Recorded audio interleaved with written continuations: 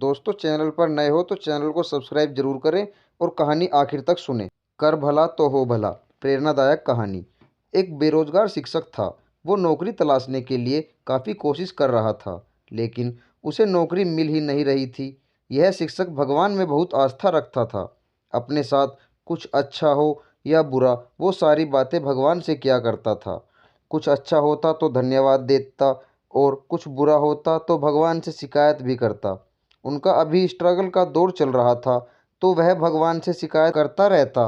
कहता कि भगवान, मुझे नौकरी क्यों नहीं दिलवाते हो, क्यों मुझे परेशान करते हो। थोड़े दिन बाद ही शिक्षक को एक कस्बे में सरकारी नौकरी लगी। शिक्षक ने तुरंत भगवान को धन्यवाद दिया और उनका आभार माना। लेकिन दिक्कत यह थी कि स्कूल गांव में था और उनका रहने का इंतजाम कस्बे में किया गया। उनके मकान से स्कूल तक का अंतर 5 किलोमीटर था। शुरुआती दिनों में पैसे न होने की वजह से उन्हें अक्सर इतना लंबा अंतर पैदल ही चलना पड़ता था। कभी कभी उन्हें रास्ते में कोई वाहन दिख जाता तो उससे लिफ्ट मांग लिया करते, लेकिन ऐसा बहुत कम होता था। शिक्षक ने तय किया कि सबसे पहले वह पैसा जमा करके एक मोटरसाइकिल लेंगे। उन्होंने बड़ी कलेक्शन करके पाई पाई जोड़ करके कुछ ही महीनों में मोटरसाइकिल लेने के लिए पैसे जुटा लिए और एक अच्छी सी मोटरसाइकिल खरीदी। अब उनका जीवन थोड़ा आसान हो गया। उन्होंने फिर से भगवान को धन्यवाद दिया। उन्हें अपना पुराना समय अच्छे से याद था। उन्हें इतनी दूर तक चलने की तकलीफ भी याद थी। इसीलिए वह स्कूल आने के समय और वापस घर जाने के समय हमेशा किसी न किसी ज़रूरतमंद को अपनी मोटरसाइकिल पर बिठाकर लिफ्ट दिया करते थे। कभी किसी छोटे बच्चे को स्कूल छोड़ दिया, कभी किसी बूढ़े को लिफ्ट दे दी, तो कभी किसी किसान को शहर छोड़ दिया। इस तरह से शिक्षक आ रहे हों या जा रहे हों, कोई ना कोई उनके पीछे बैठा ही मिल जाता था। लोग उनकी बाइक को अब दूर से ही पहचानने लगे थे, क्योंकि हर कोई जानता था कि अगर उनकी बाइक आते दिख गई तो लिफ्ट ज़रूर मिल जाएगी।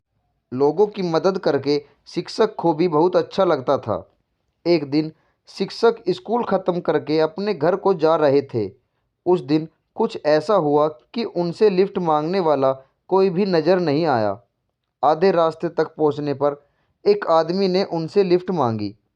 शिक्षक ने तुरंत उस आदमी को बिठाने के लिए अपनी बाइक रोक दी। उस आदमी को बिठाकर शिक्षक अपने रास्ते चल पड़े। थोड़ी दूर सुनसान जगह आने पर उस आदमी ने शिक्षक के पीठ पर चाकू रखा और उनसे कहा, अब यह बाइक मैं चला लूँगा, आप नीचे उतर जाइए और मेरा पीछा मत कीजिएगा। शिक्षक को लगा आज तो बुरा फंस गया। फिर भी शिक्षक ने कहा, दोस्त, तुम चाहे तो यह बाइक ले लो, जहाँ जाना है चले जाओ, लेकिन इस बात का जिक्र कभी किसी से मत करना, क्योंकि इस रास्ते पर वैसे ही बहुत कम लोग गाड़ियों से जाते हैं और उनमें से भी बहुत कम लोग किसी को अपने साथ बिठाते हैं। अगर इस बात का पता लोगों को चल गया तो वे दूसरों को लिफ्ट देना बंद कर देंगे। उन लोगों का एक दूसरे पर से भरोसा उठ जाएगा। मैं भी इस बात का जिक्र किसी से नहीं करूँगा। शिक्षक की बातें सुनकर एक बार तो उस लुटेरे का दिल भी पसीज गया, लेकिन फिर उसने सोचा कि मैं कहाँ किसी बातों में आ रहा हूँ। उसने बाइक ली और वहाँ से चलता बना। शिक्षक जैसे तैसे फिर पैदल चलकर अपने घर तक पहुँचा और घर पहुँचकर भगवान से शिकायत करने लगा, क्या भगवान, फिर से मुझे वहीं पर लाकर खड़ा कर दिया। शिक्षक उस रात बिना खाना खाए ही सो गया। सुबह शिक्षक जब नींद से जागा तो उसने देखा कि उसकी मोटरसाइकिल उसके आंगन में खड़ी है और उस पर एक चिट्ठी चिपकी हुई है। शिक्षक ने बड़े आश्चर्य से अपनी बाइक से उस चिट्ठी को निकाला और उसे पढ़ने लगा। चिट्ठी उसी चोर ने लिखी थी जिसने उनसे यह बाइक छीनी थी। उसने लिखा था कि मास्टर जी, मुझे माफ़ कर दीजिए जो मैंने आपकी बाइक चुराई। यह बाइक तो कोई सेलिब्रिटी की तरह है।